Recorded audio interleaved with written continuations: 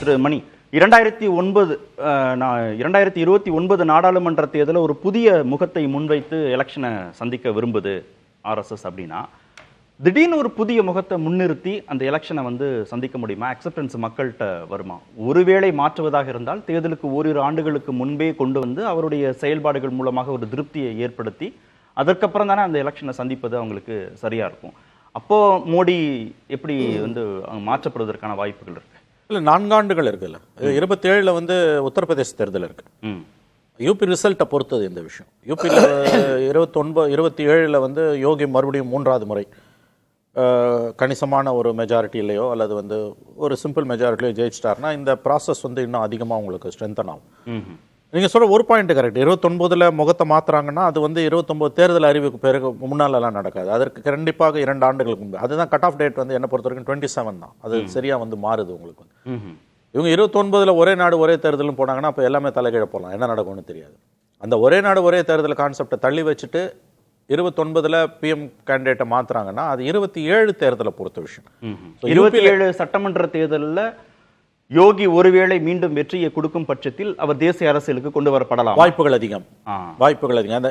உங்க கேள்விக்கான சரியான பதில் என்னன்னா 29 ஒருவேளை மாற்றப்படுகிறார் பிரதமர் வேட்பாளர்னா அந்த ப்ராசஸ் 2 ஆண்டுகளுக்கு குறைஞ்சது 2 ஆண்டுகளுக்கு முன்பு மாறிடும். அது 27. அது 27 சட்டமன்ற தேர்தலுக்கு பிறகு. டிபெண்ட்ஸ் ஆன் 27 அவங்க என்ன செய்ய போறாங்கன்றத பொறுத்து. யோகியை அக்செப்ட் பண்ணிக்கிறாங்களா மோடியும் ஷாவும்? பண்ணல, சுத்தமா பண்ணல.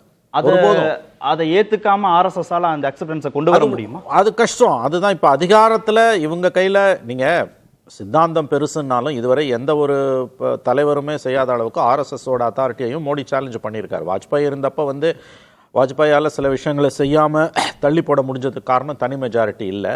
150 சீட்டு தான் இருந்தது. காமன் மினிமம் ப்ரோக்ராம்னு ஒன்று வச்சுட்டு கோர் இஷ்யூஸை கை வைக்காம இருந்தாங்க.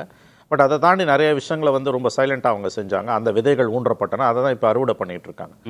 இப்போ அந்த மாதிரி அவங்க சொன்னதை செய்ய முடியாம மோடியால் இப்போ தட்டி கழிக்க முடியாது ஒரு அளவுக்கு மேலே. ஏன்னா இப்போ கையில் உங்களுக்கு 240ன்றது சந்திரபாபு நாயுடு நிதிஷ் எல்லாம் சேர்த்து கிட்டத்தட்ட ஒரு மெஜாரிட்டி கவர்மெண்ட் தான் இது உங்களுக்கு கோர் அஜெண்டாவை அவங்களால செயல்படுத்த முடியுது. பிஜேபி பிரசிடென்ட் யார் வராங்கன்றது ரொம்ப முக்கியமானது. அதுக்கு பிறகு யூபி எலெக்ஷன்ல என்ன நடக்க போகுதுன்றது முக்கியமானது. இந்த 2 விஷயங்களை பொறுத்து தான் 29 நம்ம புதிய முகம் வருகிறதா இல்லையா என்பது தெரியும். கண்டிப்பா அது 2 ஆண்டுகளுக்கு முன்பே அந்த ப்ராசஸ் ஸ்டார்ட் ஆயிடும். அந்த அக்செப்டன்ஸ் லெவல்ஸ் நீங்க சொன்ன மாதிரி அது காலம் பிடிக்கும். அது மோடியா ஷாவா இந்த பக்கம் யோகியானா ஆர்எஸ்எஸ் உடைய தேர்வு முக்கியத்துவம் அடுத்த 25 ஆண்டுகளுக்கு அப்படின்னு யோசிச்சா யோகி கொஞ்சம் அப்பர் ஹேண்ட் எடுக்கிற மாதிரி தெரியுது. அது யூபியில் அவர் 3வது தடவை ஜெயிச்சார்னா அது நடக்கும். ரவீந்திரன், அதை பொறுத்து தானா 2027 யூபி சென்ட்ரிக்கான விஷயங்களை நம்ம மேலெழுந்த வாரியா பார்த்துட்டு பேசுறது தான் நான் கருதுறேன். கேசவ் பிரசாத் மௌர்யா தான் அங்க பட்னாவிஸ் மாதிரி லைட்டா ப்ரொஜெக்ட் பண்ணப்பட்ட ஒரு சிஎம். கேசவ் பிரசாத் மௌர்யா ஓட உழைப்பால தான் வராத சோசியல் செக்ஷன்ஸ் எல்லாம் பிஜேபிக்கு வந்து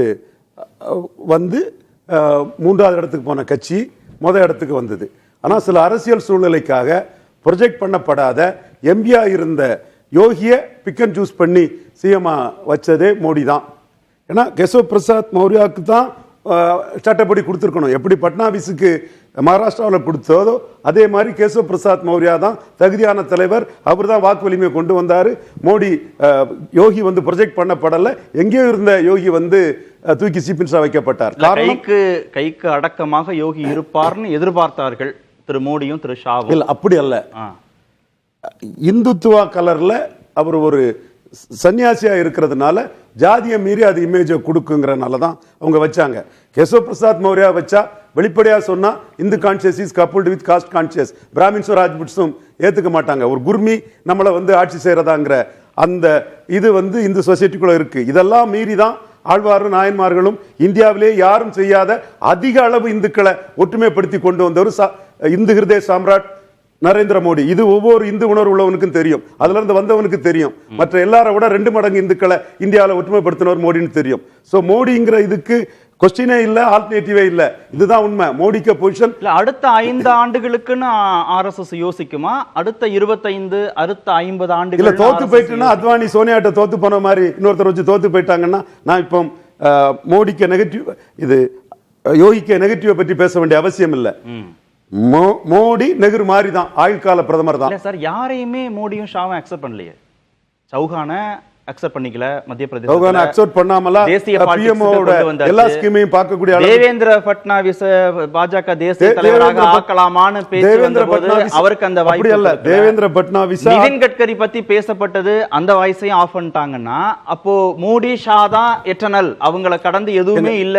இதை தாண்டி ஜெகதீஷ பாண்டியன் ஒரு ஹோம் செக்ரட்டரிய அத்வானி நீக்க சொன்னாரு, இவங்க உமா பாரதி நீக்க சொன்னாங்க. மோடி ஜெகதீஷ பாண்டியனை கம்ப்ளீட்டா ப்ரொடெக்ட் பண்ணாரு. வரலாறு இன்னொரு ப்ரொடெக்ட் பண்ண இன்னொருத்தர் தான் புதுச்சேரி லெப்டினன்ட் கவர்னரா இருக்காரு. இதெல்லாம் நிறைய உண்டு, அதெல்லாம் இப்ப தேவையில்லை. இங்க உங்களுக்கு என்ன மோதலா நடக்குது, மோடியை வச்சுதான் அடுத்தால நெகிர வச்சு போன மாதிரி போக முடியும்னு ஆர்எஸ்எஸ்க்கும் தெரியும், என்டிஏல இருக்கக்கூடிய அத்தனை எம்பிக்களுக்கும் தெரியும், என்டிஏல உள்ள பாஜக காரங்களுக்கு எதுவும் தெரியும்.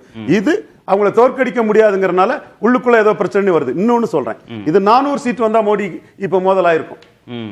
400 சீட் வந்தா ராஜீவ் காந்திக்கு எதிராக விபி சிங் வந்த மாதிரி ஒரு மோதல் வந்திருக்கும். இப்பவே மோடியை வச்சு மிகப்பெரிய பலமா ஒரிசாவில் வெற்றியை கொடுத்து, தெலுங்கானாவில் வெற்றியை கொண்டு வந்து, ஒரு அணி அமைச்சு ஆந்திராவில் வெற்றியை கொண்டு வந்திருக்கிற மோடியை வச்சே 240 சீட்டு தான். இந்த இடத்துக்குள்ள இன்னொருத்தரை வச்சு அத்வானி வச்சு போன மாதிரிலாம் 110 எல்லாம் போச்சுன்னா இந்த நாடும் அதிகாரமும் சோனியா காந்தி கையில போயிடும். இப்ப இன்னைக்குள்ள நோக்கம் மோடி மீண்டும் வரணும் 29ல. அட் எனி காஸ்ட் அதிகாரம் சோனியா காந்தி குடும்பம் கையில போயிடக்கூடாது. இதுதான் ஆர்எஸ்எஸ்க்கு அபியுகம், மோடிக்கு அபியுகம், இந்த உணர்வு புறமாதில் இருக்கக்கூடிய எல்லாத்தோட அபியுகம். 24லயும் அந்த அபியுகம் இருந்து.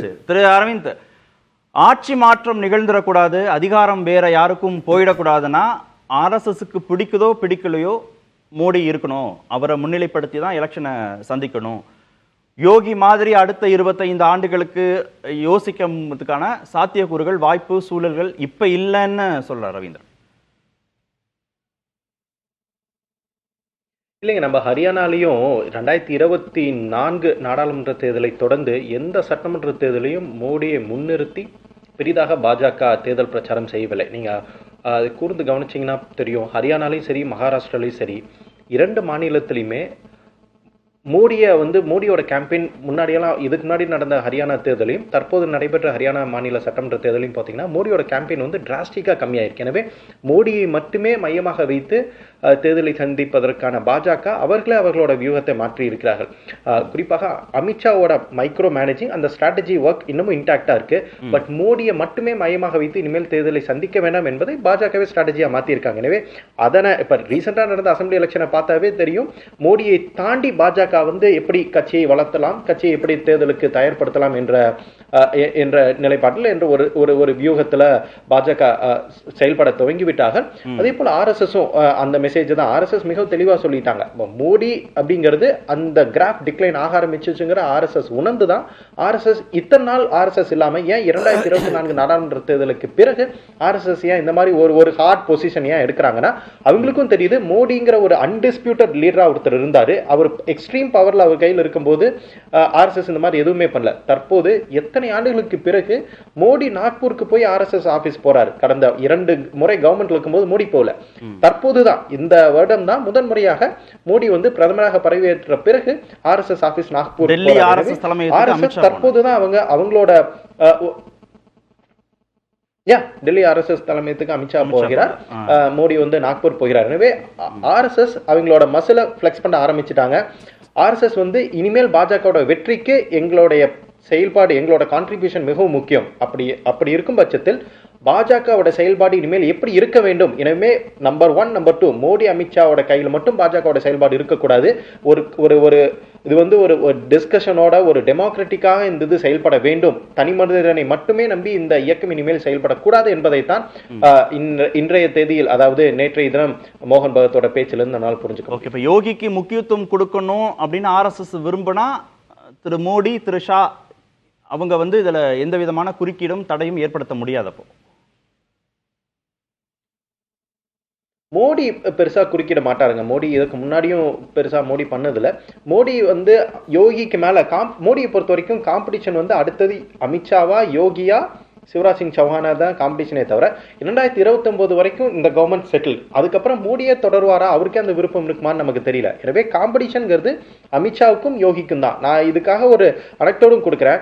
அந்த ராம் மந்திர் கோயில் அந்த அடிக்கல் நாட்டு விழாலும் சரி, அதோட திறப்பு விழாலும் சரி, இரண்டுலையுமே அமித்ஷா புறக்கணிக்கப்பட்டு இருந்தார். அமித்ஷா அந்த இதுக்கும் அடிக்கல் நாட்டு விழாக்கும் அமித்ஷா போகல, அந்த கோயில் திறப்பு விழாக்கும் அமித்ஷா போகல. இன்ஃபேக்ட் அமித்ஷாவோட குஜராத்தில் அமித்ஷாவோட மிகவும் ஒரு அரசியல் எதிரியாக பார்க்கக்கூடிய தற்போது யூபியோட கவர்னராக இருக்கக்கூடிய ஆனந்திபென் பட்டேல் ஸ்டேஜில் இருந்தாங்க அடிக்கல் நாட்டு விழாலையும். அப்போ அமித்ஷாவும் போல, அயோத்திய ராம் மந்திர் கோயில் திறப்பு விழாக்கும் போல. எனவே ஆர்எஸ்எஸ்க்கு தெளிவாக தெரியுது, ஆர்எஸ்எஸ் வந்து அமித்ஷாவோ ஒரு டிஸ்டன்ஸில் தான் இன்னமும் வச்சிருக்காங்க, முன்னாடி வச்சிருந்தாங்க. எனவே மோடிக்கு அடுத்தது ஆர்எஸ்எஸ் தன்னோட சாய்ஸ் தான் பிரதமராக வரணும். அதுக்காக தான் ஆர்எஸ்எஸ் வந்து தற்போதைய பாஜக தலைவர் யார் அந்த டிசிஷன் மேக்கிங்லையும் ஆர்எஸ்எஸ் தலையிடுவதற்கான காரணம் 2029 பிரதமர் வேட்பாளர் என்பதை ஆர்எஸ்எஸ் ஓட கான்ட்ரிபியூஷன்ல தான் முடிவெடுக்கணும். ஆர்எஸ்எஸ் ஓட பேச்சையும் கேட்டு முடிவெடுக்க வேண்டும். அந்த கன்சல்டேட்டிவ் ப்ராசஸ்ல ஆர்எஸ்எஸ் இருக்கணும்னு ஆர்எஸ்எஸ் விரும்புறாங்க. ஓகே.